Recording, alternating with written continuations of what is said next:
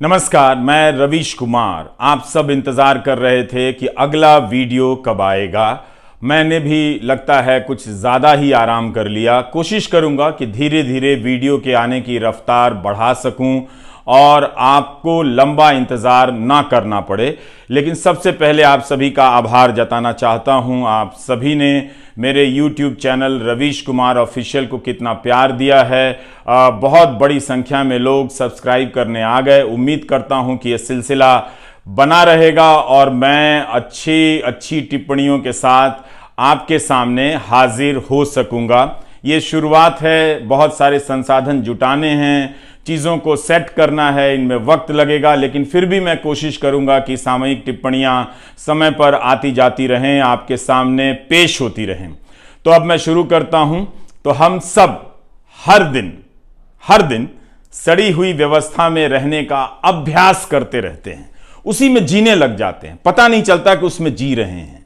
हर दिन खबरों में देखते हैं कि दिल्ली और आसपास की हवा का प्रदूषण कितना बढ़ गया है, लेकिन सांस ले रहे हैं।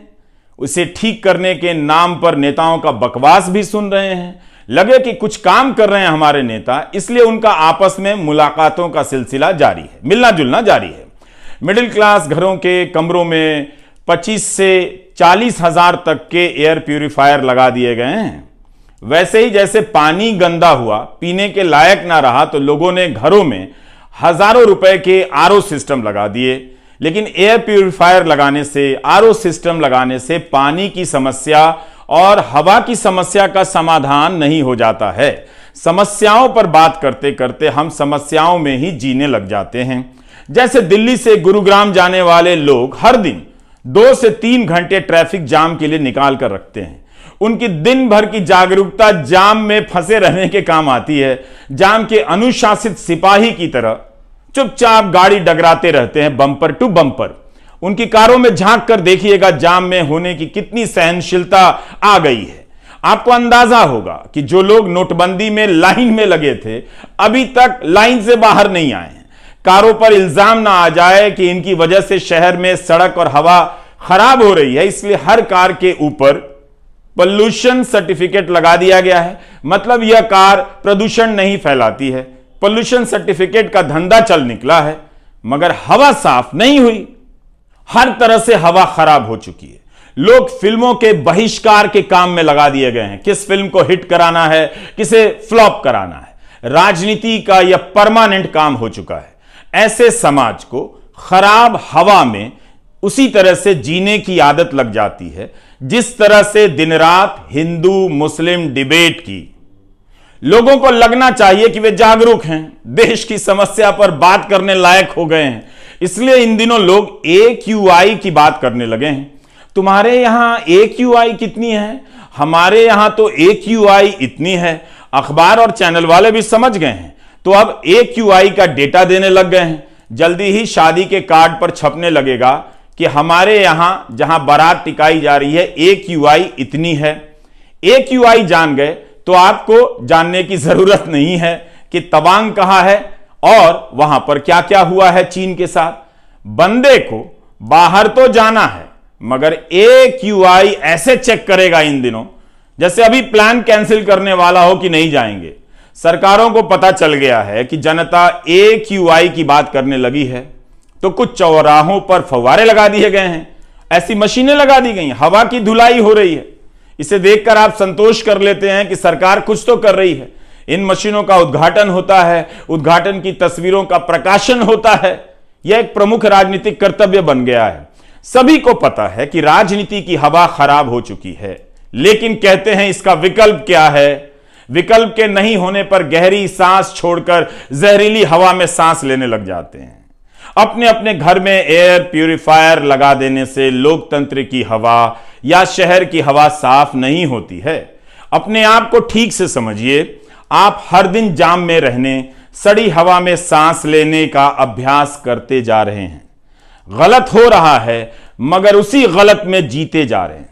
जिस शहर में लोगों को जाम में रहने का, सड़ी हवा में सांस लेने का, गलत को देखकर चुप रहने का अभ्यास हो, उस शहर में कौन इस बात पर सर पीट रहा है कि केंद्रीय विश्वविद्यालयों में शिक्षकों के हजारों पद खाली, तो पढ़ा कौन रहा है या सवाल पूछ भी कौन रहा है, इसकी भी कीमत आप दूसरे तरीके से चुका रहे हैं। कॉलेज में एडमिशन फीस देकर कोचिंग में जा रहे हैं, ठीक उसी तरह से जैसे हवा सांस लेने लायक नहीं है तो कमरे में एयर प्यूरिफायर लगवा रहे हैं। गरीब और साधारण घर के बच्चे जब क्लासरूम में पहुंचते हैं तब वहां पढ़ाने वाला मास्टर नहीं होता, या होता भी है तो वह गेस्ट लेक्चरर होता है जो कई साल से पढ़ाते पढ़ाते अपने अंधकारमय भविष्य की चिंता में डूब जाता है। उसके भरोसे आपके बच्चों का भविष्य टिका है। यह सब इसलिए हो रहा है ताकि आपके बच्चे जहां हैं वहां से आगे ना जाएं, बल्कि आगे जाने का सपना दिखाकर उनकी जेब से कुछ और पैसे निकाल लिए जाएं, जैसे सड़ी हवा दिखाकर आपसे एयर प्यूरिफायर के पैसे निकलवाए जा रहे हैं। जो पढ़े लिखे हैं और जिनके पास पैसे हैं वो जानते हैं कि यहां के विश्वविद्यालयों में कुछ भी नहीं रखा है, तो वे निजी विश्वविद्यालयों में लाखों की फीस देकर अपने बच्चों को बचा ले जाते हैं। ठीक उसी तरह से जैसे शहर की हवा सड़ गई है मगर घर में एयर प्यूरिफायर लगा लेते हैं।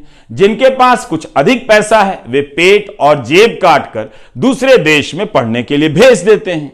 सरकार को पता है कि जब आप 3 घंटे जाम में आराम से लगे रह सकते हैं तो बिना मास्टर के 3 साल कॉलेज में बिता सकते हैं, बर्दाश्त कर लेंगे, और आपने करके दिखाया भी है। केंद्रीय विश्वविद्यालयों, आईआईटी, आईआईएम जैसे संस्थानों में शिक्षकों के 11,000 से अधिक पद खाली हैं, लेकिन देश का काम चल रहा है। यह संसद में सरकार का जवाब है। अब इनमें से केंद्रीय विश्वविद्यालयों को अलग कर दें तो 45 केंद्रीय विश्वविद्यालयों में professor, associate professor, assistant professor के 6,180 पद खाली हैं। आईआईटी में 4,502 पद खाली हैं। सोचिए, जिस आईआईटी की इतनी धूम है वहां शिक्षकों के हजारों पद खाली हैं। उम्मीद है वहां के छात्र अपने व्हाट्सएप ग्रुप में मां बाप को लिखते होंगे कि नाम का ही आईआईटी है, पढ़ाने वाला तो कोई है नहीं।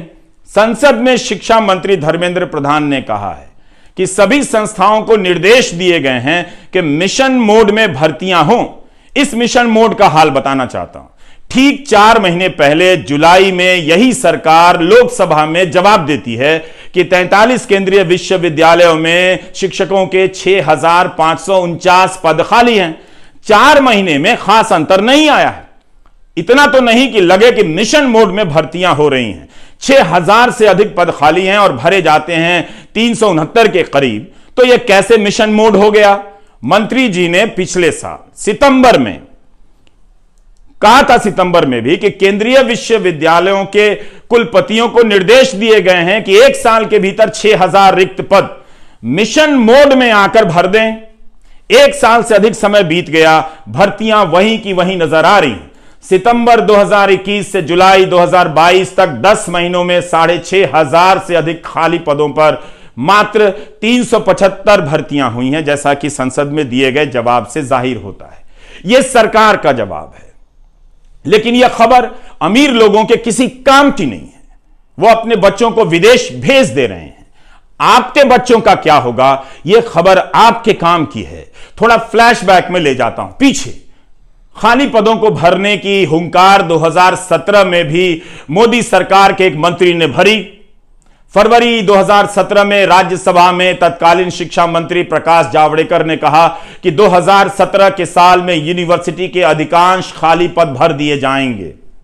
यह भी कहा कि वे महीने के हिसाब से, मंथली बेसिस पर इन भर्तियों की निगरानी कर रहे हैं। रिजल्ट क्या निकला आप देख रहे हैं। आज आईआईटी, आईआईएम और 45 केंद्रीय विश्वविद्यालयों में खाली पदों की संख्या 11,000 पहुंच गई है। तब मंत्री ने बताया था, तब 2017 में 1 अक्टूबर 2016 को केंद्रीय विश्वविद्यालयों में खाली पदों की संख्या 6,080 थी। तब मंजूर पदों की संख्या 17,006 बताई गई। अब तो मंजूर पदों की संख्या भी बढ़ गई है, 18,969। मगर खाली पदों के भरने में कोई बहुत बड़ा बदलाव नजर नहीं आता। उस साल जावड़ेकर ने कह दिया, पिछली सरकार के दौरान 6-7 साल भर्तियां नहीं हुई, इसलिए खाली पदों का बैकलॉग जमा हो गया है। मगर मोदी सरकार के 8 साल बीत जाने के बाद भी हाल वही नजर क्यों आता है? पिछले 5 साल का दोष गिना रहे थे। क्या अब 8 साल का हिसाब देंगे? आपसे मांगा जाए, कौन मांगेगा?